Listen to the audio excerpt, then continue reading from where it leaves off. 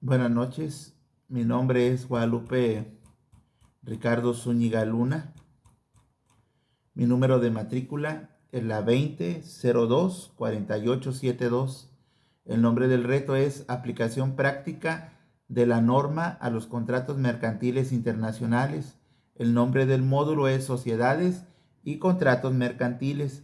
El nombre de la licenciatura es Licenciatura en Derecho. El nombre del asesor educativo es Beatriz Soledad Sierra.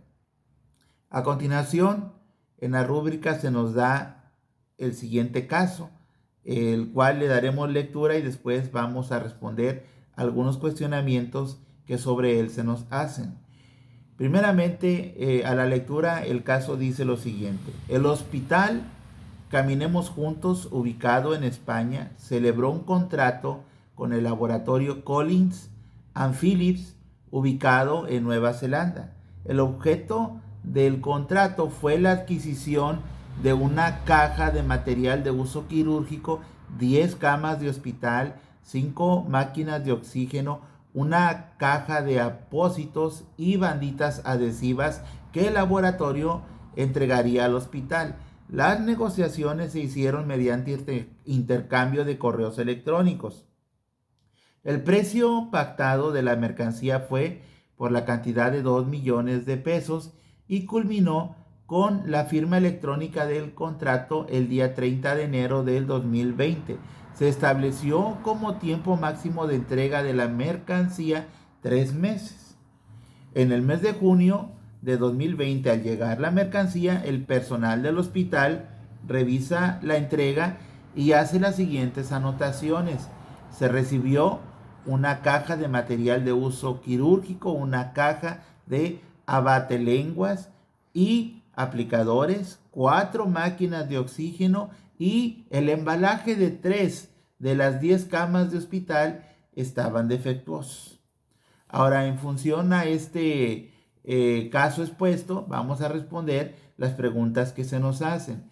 La primera pregunta es, ¿qué tipo de contrato mercantil celebraron las partes? Bueno, la descripción que se nos da en el ejemplo nos habla de que es un contrato de compraventa internacional, ya que las partes se encuentran domiciliadas en países diferentes, una en España y otra en Nueva Zelanda. Recordemos que el contrato de compraventa internacional es un acuerdo entre dos partes que se crea cuando una de ellas realiza una oferta y la otra parte está en el extranjero.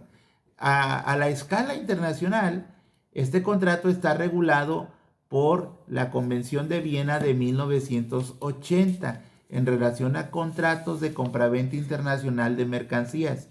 Y de acuerdo a lo que dice la Convención de Viena en su artículo 1, fracción 1, se expresa lo siguiente. Dice, la presente convención se aplicará a los contratos de compraventa de mercaderías entre partes que tengan sus establecimientos en estados diferentes. El artículo 1, fracción 3 dice, a los efectos de determinar la aplicación de la presente convención, no se tendrán en cuenta ni la nacionalidad de las partes, ni el carácter civil o comercial de las partes o del contrato. Ahora debemos aclarar que esta convención sí aplica a este contrato, ya que en este caso el artículo 2, fracción 1, que dice que la convención no se aplicaría a compraventas donde la mercadería sea para uso personal, familiar o doméstico, esto no aplicaría ya que esta mercancía que se está adquiriendo es para un uso diferente de lo que marca el artículo 2, fracción 1 de la Convención de Viena. Ahora, la siguiente pregunta que se nos hace es, ¿el contrato se puede considerar de carácter internacional? ¿Y por qué? Bueno, sí se puede considerar de carácter internacional porque como ya lo hemos dicho, en el artículo 1 de la Convención de Viena se nos dice que son contratos que se conforman de partes que están en estados o países diferentes, como se nos explica en ese artículo. La siguiente pregunta es, ¿qué tipo de contrato internacional celebrado por los medios electrónicos identificaste. Bueno, aquí la rúbrica nos dice que el contrato se celebraron sus negociaciones mediante intercambio de correos electrónicos. Y si buscamos un poquito en la ley y también en la página del Banco Nacional de Comercio Exterior, ahí se nos indica que los contratos a nivel internacional pueden celebrarse ya sea por correo electrónico, por correspondencia, por fax, entre otros recursos que se pueden usar. Y en la ley, en la Convención de Viena, en los artículos 11 y 18, se nos dice en el 11 que no se necesita aprobarse por escrito ni estará sujeto a ningún otro requisito de forma, que podrá aprobarse el contrato por cualquier medio, incluso por testigos. En el artículo 18 se nos dice que toda declaración u otro acto del destinatario que indique el asentamiento a una oferta constituirá su aceptación. La siguiente pregunta que se nos hace es: ¿qué obligaciones corresponden a cada parte por la suscripción del contrato?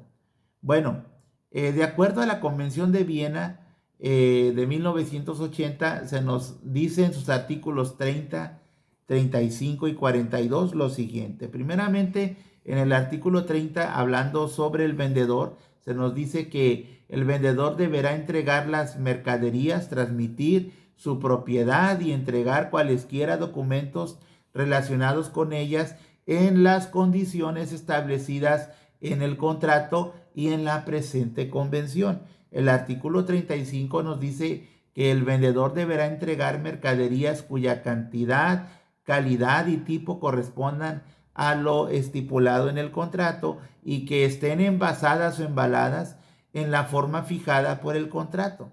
El artículo 42 nos dice que el vendedor deberá entregar las mercaderías libres de cualesquiera derechos o prestaciones de un tercero basados en la propiedad industrial u otros tipos de propiedad intelectual que conociera o no hubiera podido ignorar en el momento de la celebración del contrato, siempre que los derechos o pretensiones se basen en la propiedad industrial u otro tipo de propiedad intelectual.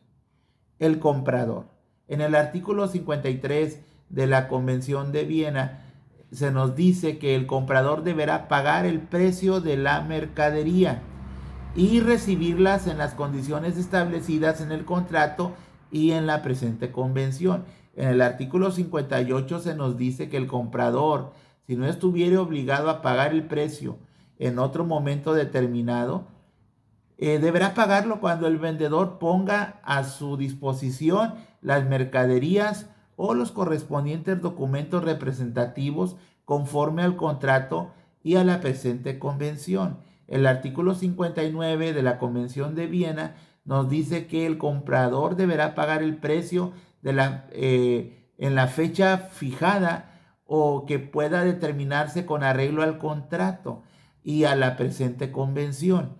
El artículo 61 nos dice que si el comprador no cumple con cualesquiera de las obligaciones que le incumben conforme al contrato o a la presente convención, el vendedor podrá ejercer los derechos establecidos en los artículos 62 a 65 e exigir la indemnización de los daños y perjuicios conforme a los artículos 74 al 77.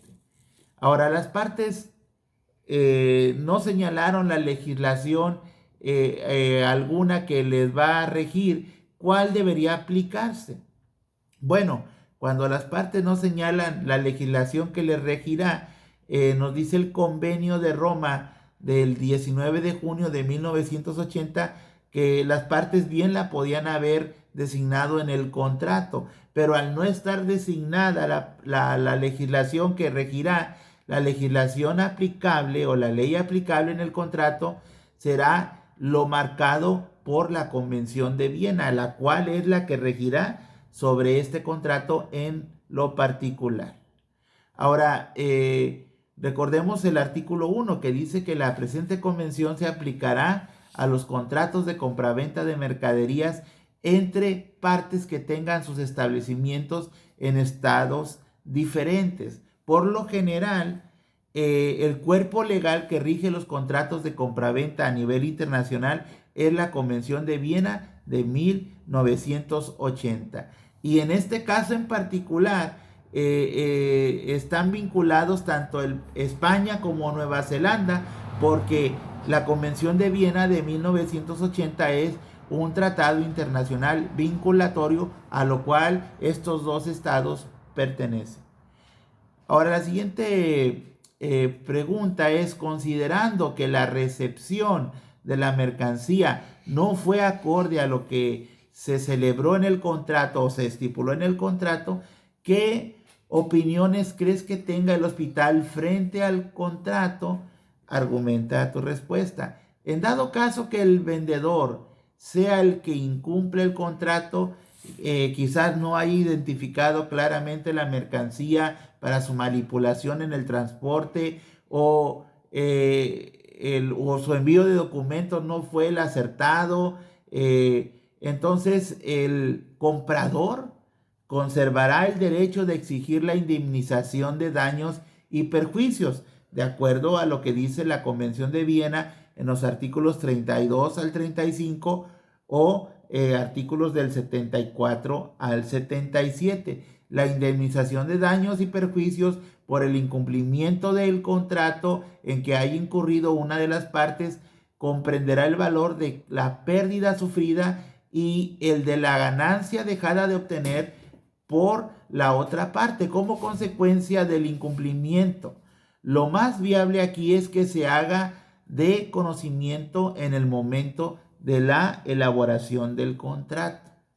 Ahora, la siguiente pregunta es: ¿crees que procede la cancelación del contrato? Bueno, el artículo 29 de la Convención de Viena nos dice que el contrato podrá modificarse o extinguirse por mero acuerdo de las partes.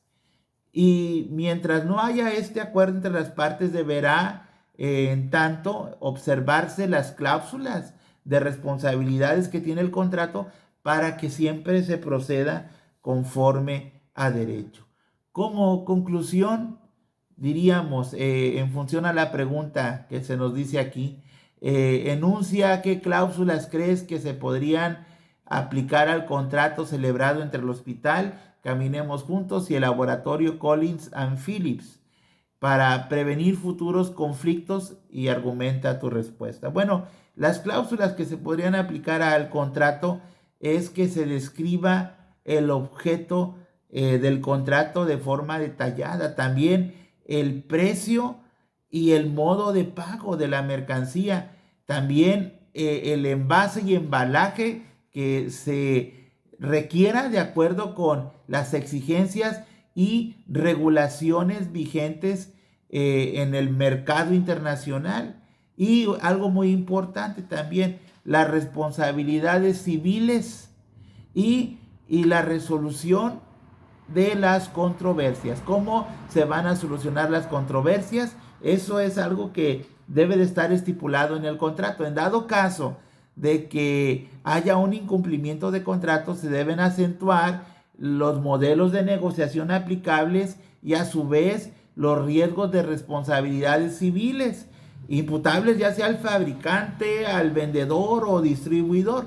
Y un consejo que podemos tomar cuando se hacen este tipo de negociaciones es buscar siempre la forma de contratar un seguro que nos evite el poder tener efectos en relación a demandas por el trasvase y el uso de todas estas mercaderías internacionales para así atenuar la responsabilidad. Por mi parte, reciban un cordial saludo. Que tengan ustedes buenas noches. Hemos terminado nuestra participación.